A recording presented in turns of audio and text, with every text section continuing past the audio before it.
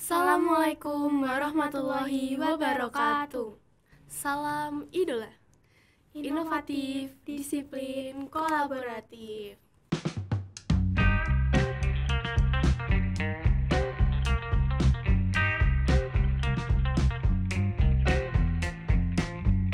We can hear your voice. Halo teman-teman semua, gimana nih kabarnya kalian? Semoga sehat selalu ya. Nah, kali ini kita ada di segmen Ngobres, ngobrol bareng senior. Perkenalkan dulu, nama aku Akila dan Rahma. kali ini kita akan membahas tentang apa nih? Tentang apa nih, Kak? Tentang gayatri. Oh, geriatri. Oke. Nah, topik kali ini kita sudah mengundang narasumber yang sangat berkompeten tentang ahlinya. Oke, langsung saja perkenalan dengan narasumber kita pada pagi hari ini. Monggo Ibu, boleh memperkenalkan diri? Oke, terima kasih atas kesempatannya. Assalamualaikum warahmatullahi wabarakatuh. Kepada penonton semuanya, saya akan memperkenalkan diri. Nama saya Titin Suheri. Saya bekerja di Poltekkes Kemenkes Semarang.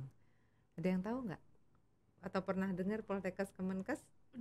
Pernah dengar ya. Politeknik Kesehatan, Kementerian Kesehatan Semarang ya. Yang tempatnya kampusnya berada di Tembalang. Kalau misalnya lewat jalan tol itu nanti ke arah Banyumanik kelihatan tuh di kiri tuh bangunannya ya. Poltekkes Kemenkes Semarang.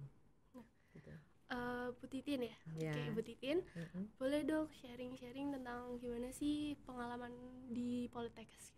Oke, terima kasih. Saya bekerja di Poltekkes itu sudah mulai tahun 90 ya, 1990. Udah ada yang lahir belum ya? Belum ya. Direncanakan juga mungkin belum ya. Oke, 90. Nah, Poltekkes itu berdirinya 85 ya, 1985. Dulu statusnya belum Poltekkes. Dulu itu statusnya masih Akper ya, Akademi Keperawatan. Nah, kemudian karena jurusan kesehatan itu banyak sekali, maka oleh pemerintah disimpelkan menjadi gabungan dari beberapa jurusan menjadi satu, dan kita berkumpul dengan nama Politeknik Kesehatan Semarang ya. Jurusannya banyak, dan saat ini kami di situ baru ada 9 jurusan. Sekarang akan dibuka lagi 12 jurusan untuk kesehatan. Banyak banget ya Bu jurusannya. Banyak banget. Nah, ini kan udah lama tuh, pasti ada pengalaman suka dukanya, boleh dong diceritain? Ya pasti ya, namanya juga hidup ya, selalu berubah-ubah. Tapi ya ada dukanya, ada sukanya. Kayaknya lebih banyak sukanya deh. Kayaknya lebih banyak sukanya. Karena apa? Karena basic saya kan juga dari kesehatan, dan dari dulu memang punya cita-cita, mungkin dari kalian juga sama ya. Dari dulu kan pengen menjadi tenaga kesehatan yang mampu memberikan layanan kesehatan sebaik-baiknya kepada masyarakat kita ya, supaya masyarakat Indonesia itu sehat semua gitu. Jadi kalau dukanya itu suka ya. Jadi seneng sekali berbagi kepada masyarakat, memintarkan masyarakat tentang kesehatan, supaya tujuannya pemerintah kan sekarang banyak memandirikan masyarakat tentang kesehatannya sendiri, minimal kesehatannya sendiri, kemudian keluarganya, sehingga fasilitas layanan kesehatan itu nggak penuh gitu ya. Jadi nggak terlalu banyak yang sakit. Jadi bukannya kita seneng rumah sakitnya penuh, berarti kan itu banyak orang sakit. Nah, bagaimana tugas kita itu adalah menyehatkan masyarakat. Nah, dukanya apa ya? Karena saya itu sebagai pengajar, dukanya kalau mahasiswanya ditanya nggak ngerti. Perasaan materinya sudah diberi banyak, tapi mahasiswanya nggak ngerti-ngerti. Kenapa kita merasa duka karena mereka kan akan memberikan pelayanan yang terbaik kepada masyarakat. Nah, kalau tenaga kesehatannya saja kurang pengetahuannya, maka bagaimana masyarakatnya bisa dilayani dengan maksimal gitu ya, dan optimal. Itu dukanya. Itu aja. Yang lainnya suka saja. Kebanyakan lebih ke suka. Iya, lebih banyak sukanya. Untuk masuk dalam kampus tersebut apakah ada syarat-syarat tertentu, Bu? Untuk jadi mahasiswa maksudnya? Ya, pastinya ada ya. Pastinya ada, terutama mereka harus tes ya, ikut tes. Nah, tesnya tuh ada tes pengetahuan, kemudian ada tes kesehatan. Juga tes kesehatan itu terdiri dari tinggi badan, berat badan. Jadi kalau yang kegemukan juga nggak bisa, kalau yang di bawah, untuk perempuan itu di bawah 150 nggak bisa, jadi harus 150 ke atas. Untuk laki-lakinya 155 ke atas itu. Dan sehat, dinyatakan sehat, karena nanti ada tim kesehatannya yang memeriksa semuanya tentang kesehatannya gitu. Nah teman-teman, itu tadi mungkin kalau kalian mau masuk ke Politekes ya, jadi itu syarat-syaratnya. Oke, mungkin lanjut saja ya Bu, untuk Iya, ke silakan. mungkin ke daycare lansia atau monggo Ibu, itu lebih ke daycare atau ke apa tadi, Geriatri. geriatri. Ya. Yang ingin diketahui tentang apa? Daycare-nya. Apa itu daycare? Iya, mungkin daycare-nya dulu. Ya. Karena saya memang peminatan saya di keperawatan geriatri ya, itu peminatan geriatri itu membicarakan tentang semua masalah-masalah tentang lansia ya. Nah, jadi kita harus sepakat dulu, yang disebut dengan lansia itu adalah 60 tahun ke atas ya. Di bawah itu umur 45 sampai 59 itu pralansia ya. Nah, geriatri ini bukan hanya membahas tentang lansia yang sakit, tapi juga lansia yang sehat ya, karena bagaimana kita mencegah lansia ini menjadi sakit. Karena kalau dia sudah sakit akan menjadi beban bagi dirinya dan keluarganya juga gitu ya. Nah, tadi bicara tentang daycare. Daycare itu sebenarnya belum banyak ya, di Indonesia ini belum banyak. Kenapa belum banyak? Karena daycare ini kan sebenarnya perawatan sementara ya, penitipan sementara lansia pada jam kerja. Jadi misalnya kayak daycare anak-anak itu loh. Kalau daycare anak-anak kan ibunya mau pergi bekerja, titip dulu di situ, terus nanti ibunya pulang kerja jemput anaknya lagi ya. Nah, itu pengertian daycare. Nah, di Semarang itu masih sedikit banget ya, daycare yang tersedia tuh sedikit. Sebenarnya mungkin banyak yang membutuhkan ya, cuma kan tidak tahu di mana gitu loh ya. Jadi nanti kalau SMK 8 buka itu harus kuat promosinya ya.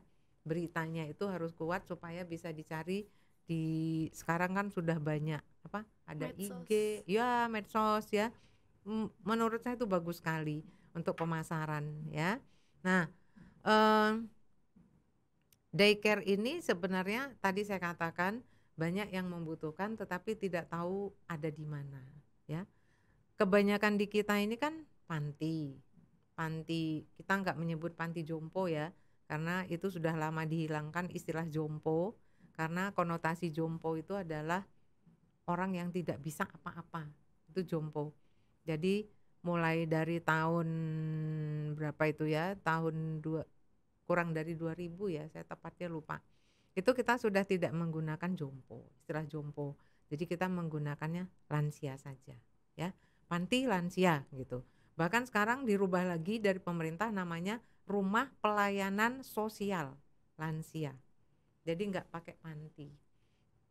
Karena kalau masyarakat mendengar panti itu kebayang bentuknya panti ya. Istilahnya tuh masih ada stigma dari masyarakat, orang yang masuk di panti itu sudah tidak punya harapan hidup lagi gitu ya. Sehingga dirubah namanya menjadi rumah pelayanan. ada rumah pelayanan, ada yang menyebutnya wisma, ya. Jadi Wisma Harapan Asri itu yang di Banyumanik, ada lagi Wisma apa ya, bagus-bagus namanya karena itu wisma untuk lansia supaya konotasi si lansia yang masuk di situ dan keluarganya pun itu tidak malu, ya, karena dianggap sudah tidak mampu apa-apa. Nah, daycare itu bukan rumah tinggal, tapi dia hanya penitipan sementara. Jadi tadi apa pendapat saya? Iya. Ya, pendapat saya bagus, ya. Kalau misalnya dibuka banyak daycare di Semarang ini, saya kira karena sekarang masyarakat itu sudah banyak yang suami istri bekerja, ya, mencari orang yang untuk merawat lansia di rumah itu susah, gitu ya, susah. Nah, kalau di sini nanti SMK 8 punya lulusan yang bisa merawat atau home care lansia di rumah, bisa nanti membentuk satu yayasan, ya, misalnya yayasan yang di dalamnya adalah memberikan pelayanan ke rumah-rumah, ya, lulusannya sini merawat lansia di rumah, atau membuka daycare di sini untuk menerima titipan lansia, gitu, ya. Berarti Ibu Titin ini lebih ke geriatrinya. Ya, memang saya mempelajari dan mendalami tentang geriatri. Oke. Saya juga sudah banyak mengikuti pelatihan-pelatihan supaya mengupdate ilmu, ya, tentang geriatri. Juga saya ikut di organisasinya, namanya IPERGERI, Ikatan Perawat Geriatri Indonesia yang di Jawa Tengah. Kemudian juga banyak berkiprah di keilmuan-keilmuan yang berkaitan dengan lansia. Tertarik sama lansia? Tertarik gak? Karena jarang loh yang tertarik sama lansia, ya, karena ya katanya lansia tuh nggak ada lucu-lucunya gitu, ya.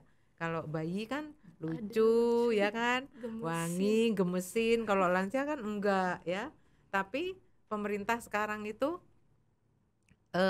pemerintah sekarang memberikan perhatian khusus pada lansia sehingga meningkatnya umur harapan hidup pada lansia semakin tinggi, ya. Kalau dulu tuh 60 tahun, 62 tahun. Sekarang 72,8, ya, usia harapan hidup. Artinya semakin sejahtera lansia maka semakin panjang usianya. Ada lagi yang mau ditanyakan? Duka dari pengalaman Ibu tadi, apa yang membuat Ibu masih tetap mau bekerja di situ? Oh gitu. Kenapa masih tetap pengen, Iya. ya, Geriatri. konsisten ya di Iya. situ. Oke. Karena itu adalah masa depan semua manusia, ya. Karena kita akan menuju ke sana semuanya bagi yang panjang umur. Sehingga tidak ada ruginya kita itu mempelajari ilmunya supaya semua orang itu siap untuk menuju ke usia itu, ya. Karena lansia itu tidak seperti remaja lagi, ya, yang gesit, lincah, bisa melompat, bisa lari dan sebagainya. Nah, kalau lansia itu kan dengan pertambahan usianya dia fisiologinya, fungsi-fungsi tubuhnya semakin menurun, ya. Ya kayak gini lah, matanya udah mulai disambung, ya. Jalan kalau kamu lihat kan banyak lansia yang pakai tongkat, ya. Iya, pakai tongkat atau bahkan pakai kursi roda, tapi dia ada yang sampai usia 80, 90 bahkan ada 100, ya. Nah, jadi kalau menurut saya kenapa semakin kita mempelajari ilmunya kita semakin tertarik, ya. Kenapa tertarik? Karena itu tadi intinya semua manusia akan menuju ke sana kalau dia diberi panjang umur. Maka umur tidak bisa kita kita kurangi, ya. Kita juga tidak bisa menambah karena itu sudah kodrat dari Allah, ya, Allah yang menentukan. Tapi bagaimana kita menjaga kesehatan supaya di usia yang 90 tahun kalau diberi umur panjang kita tetap sehat. Kiatnya apa? Ya, maka harus dijaga kesehatannya, makannya, aktivitasnya, pikirannya, sosialnya, kemudian spiritualnya. Spiritual itu bukan hanya agama, tapi spiritual secara luas itu adalah bagaimana dia menyemangati dirinya sendiri untuk sehat, bermanfaat untuk orang banyak, dan tidak menjadi beban di dalam keluarga. Ya, gitu. Bagaimana cara menciptakan ketertarikan ketika merawat lansia? Nah, ini dia ya. Memang menarik. Awalnya tuh mungkin kita males ya, males. Tapi kita ingat lagi. Jadi prinsip dari perawat itu adalah rawatlah pasienmu seperti keluargamu sendiri. Itu motonya, ya. Kita nggak kenal dia, kita tidak pernah ketemu dia, tapi tiba-tiba kita harus merawat dia, gitu ya. Nah, apa yang kita bayangkan, maka kita harus betul-betul merawat si pasien itu dan kita menganggap dia keluarga kita. Dan bahkan kalau kita bayangkan nanti kalau saya sudah seperti dia, apa yang saya harapkan?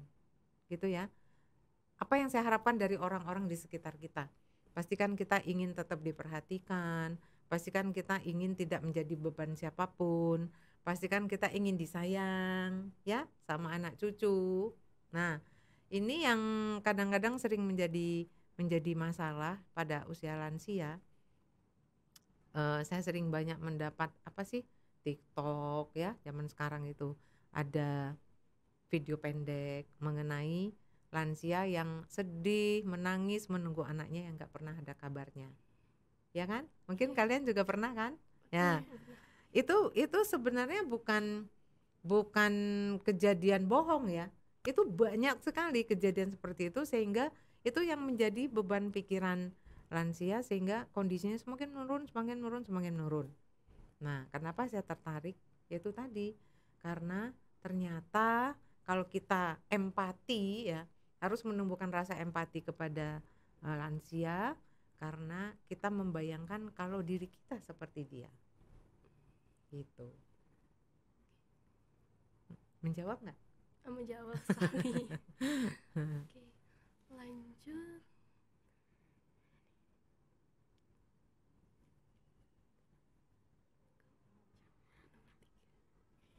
Ada lagi yang mau ditanyakan?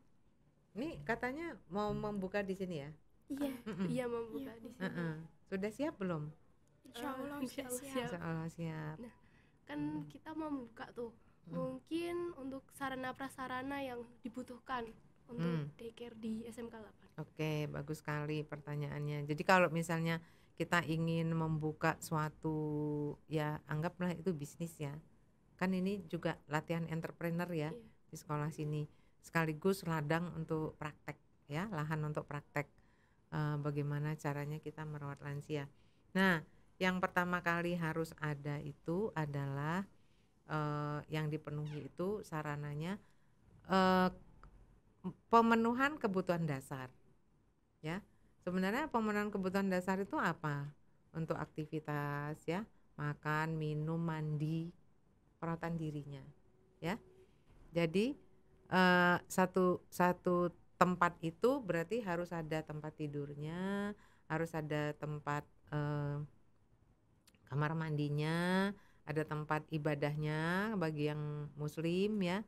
Terus juga ada tempat sosialisasi. Jadi jangan hanya kamar tidur, kamar mandi, enggak ya. Tapi ada tempat dia bersosial karena kebutuhan sosial itu juga penting buat mereka.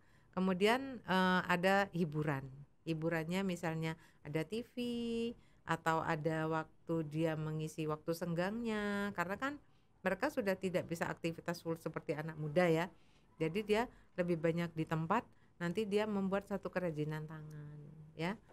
Disediakan tempat untuk dia sesuai hobinya.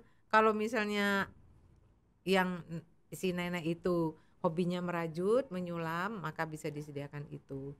Atau dia mempunyai hobi mengerangkai bunga ya, seperti inilah contohnya. Nanti disediakan. Atau diajarkan dia membuat ide-ide kreatif atau sesuatu yang yang dia inginkan. Jadi disediakan di situ. Misalnya ada pojoknya di situ untuk dia sambil sosialisasi dengan teman-teman yang lain, dia membuat sesuatu, ya. Itu sebenarnya juga tergantung dari ini ya, hobi lansia itu. Maka kita harus tanya dulu sukanya apa. Kalau kita udah kenal apa yang perlu kita sediakan, nanti akan berkembang sendiri kok. Nah, udah banyak nih tadi kita ngobrol-ngobrol sama Bu Titin. Terima kasih ya Bu Titin atas kehadirannya ke sini. Ilmunya juga terima kasih. Ya, sama-sama. Nanti mau ngelanjutin ke Poltekkes nggak? Bismillah aja Bu. Iya.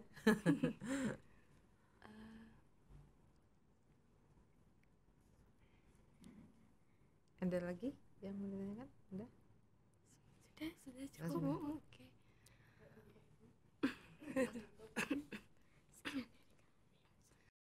Oke, kita langsung tutup saja. Terima kasih. Oke, Ibu mungkin bisa kita bareng-bareng salam idola. Oh, idola ini. Idola Iya, gini. Ya, oke. Dicontohin dulu atau langsung saja? Langsung. Oke, SMK Negeri 8 Semarang. Idola. Idola. Inovatif, Inovatif. disiplin, Kolaboratif. kolaboratif. Oke. Oke. Terima kasih, Ibu bagus Titin. sekali. Sama-sama. Terima kasih kepada penonton. SMK bisa, SMK hebat, SMK bisa hebat. Wassalamualaikum warahmatullahi wabarakatuh.